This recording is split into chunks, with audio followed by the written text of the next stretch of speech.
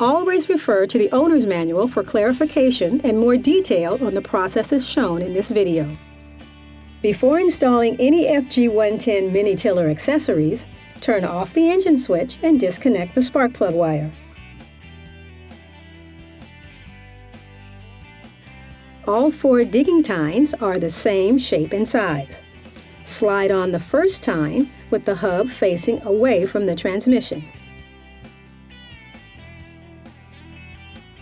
Install the second tine with the hub facing in.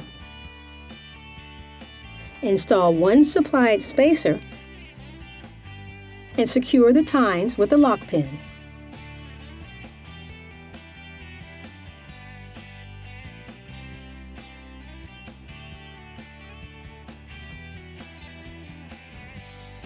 On the other side, slide on the first tine with the hub facing away from the transmission.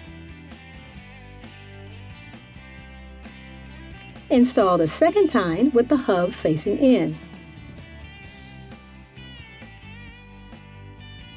Install the other supplied spacer and secure the tines with the lock pin.